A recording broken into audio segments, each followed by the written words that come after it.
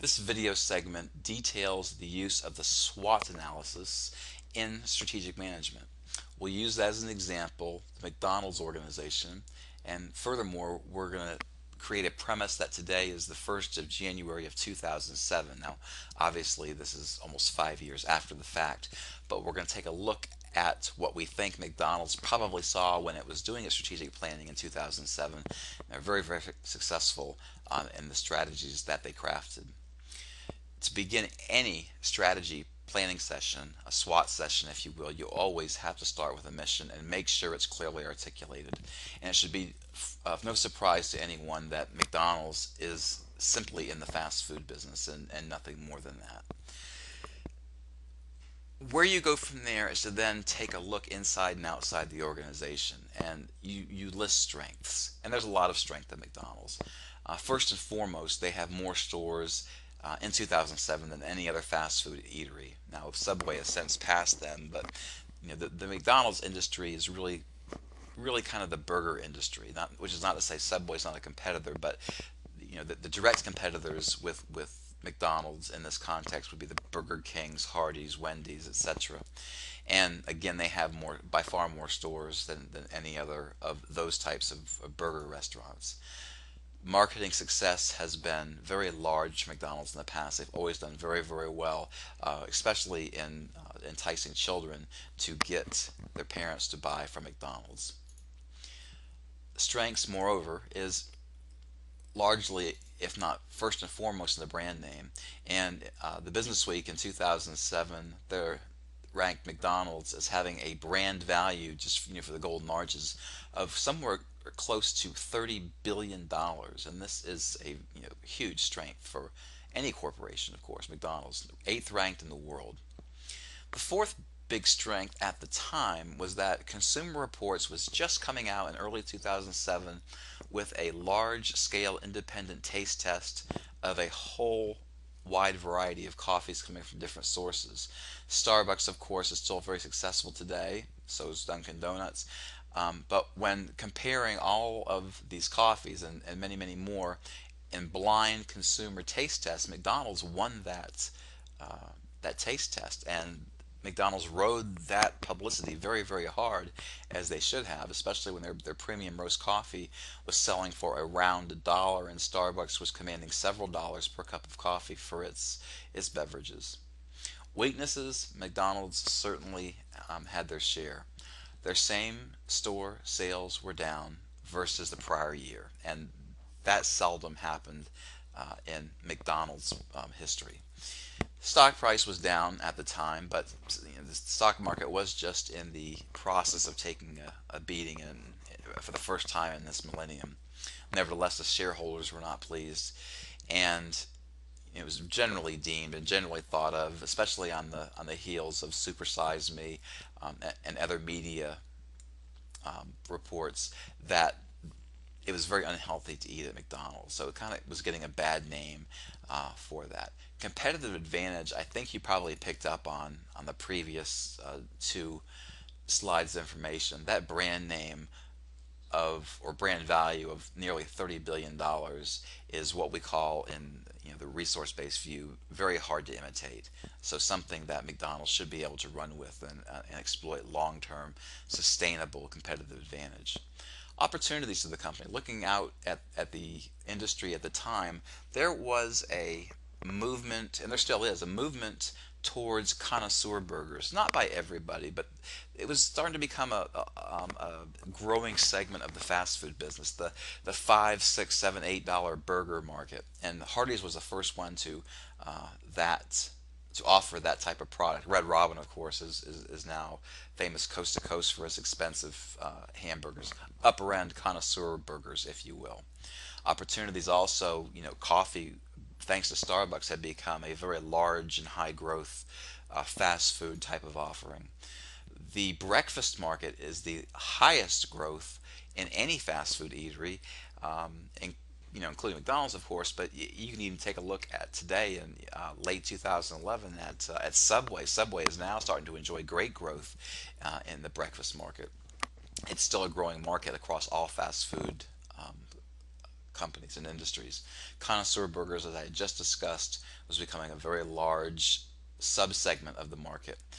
And also because of the year 2007 and that recession therein, people were hungrier for a bargain menu.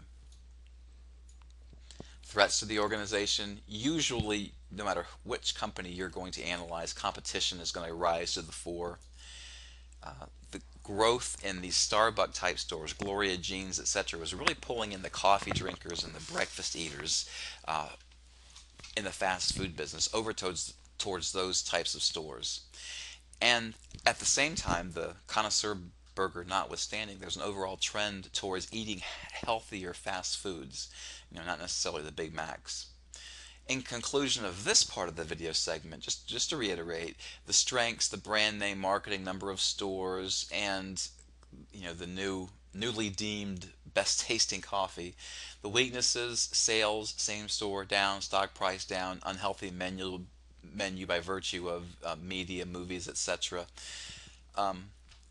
The external part, the opportunities: high growth in the coffee market, also in the breakfast market, recession bringing the bargain hunters around, and oddly enough, at the same time, there being a growing trend towards people looking for very, very large and more expensive hamburgers.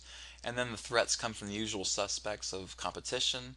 The coffee outlets were bringing in a lot of breakfast people at the time, and the threats were also healthier fast food alternatives. So, with that premise set for us, we can then go through a SWOT analysis for McDonald's, pretending again it's the first of 2007. And how would they do this in the context of strategy? First, it's instructive to just reiterate that which we already know, and that is the key to formulating a strategy, a SWOT in this case, if you will, is that you always start with a business mission. Make sure you know what business you're in and everyone else knows it as well. The second step is a concurrent inside outside analysis, looking at what you're necessarily strong and weak at the same time, what are your opportunities and what are threats to the viability of your organization. Once you've laid all 52 cards on the table, you can then go to the formulation stage and decide what you should do given the matters at hand, internal and external. And in this case, this is simply called a SWOT analysis. So what's McDonald's going to do?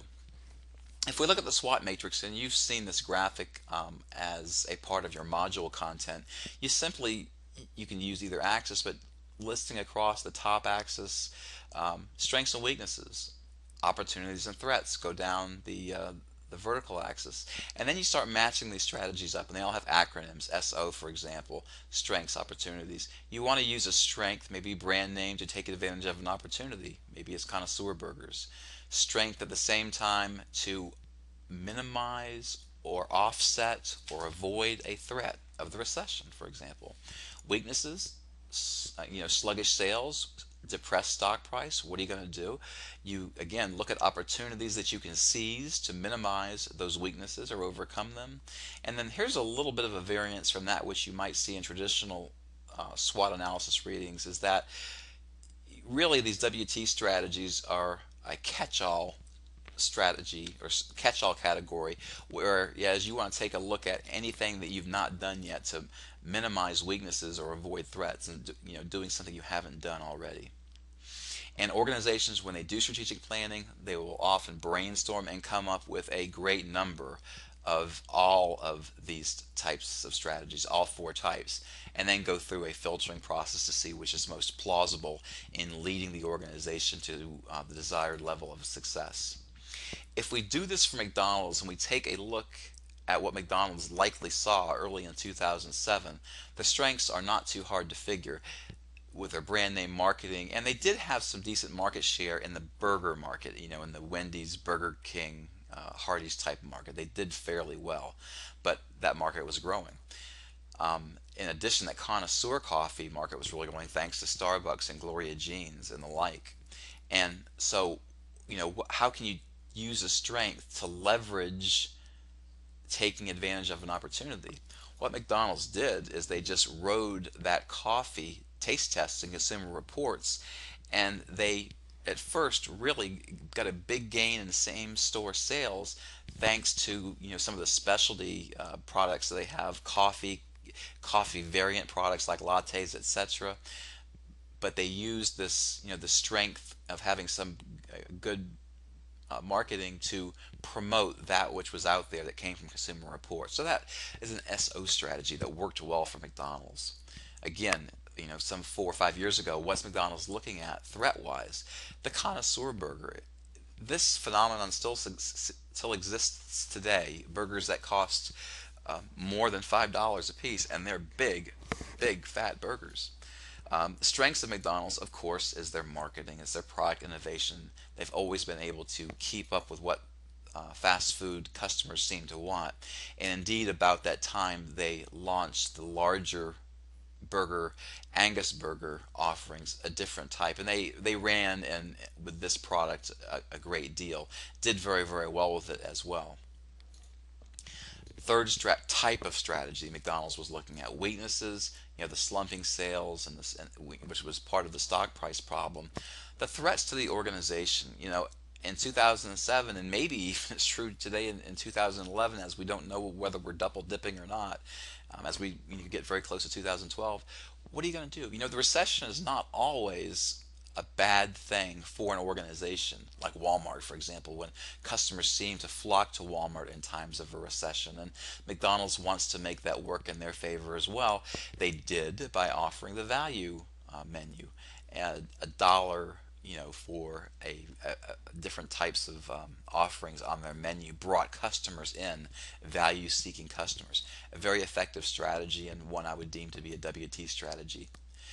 WO, what did McDonald's do? Weakness, same store sales. How did they get more people in the stores? Opportunities, again, going back. They had great growth in the breakfast market. And so naturally, then, taking advantage of this opportunity in the breakfast market to increase same store sales was that of really um, boosting marketing efforts to get people in, enjoy the coffee, and while they're enjoying the coffee, vary the breakfast offerings a bit, and that really did much to propel the sales of McDonald's breakfast offerings. The SWOT analysis, the final question one should ask about this is that you just saw four strategies generated by the SWOT analysis, or maybe by McDonald's if they'd even done something like this, and they likely did something fairly similar. Which is more effective? The answer to this question is it just depends. McDonald's, all of these were seemingly effective. And strategic planning, any of them can be effective. It just depends on the situation facing the organization. This is a very important point to note. Any of these can be equally effective. It just depends, on the circumstances, internal and external to the firm.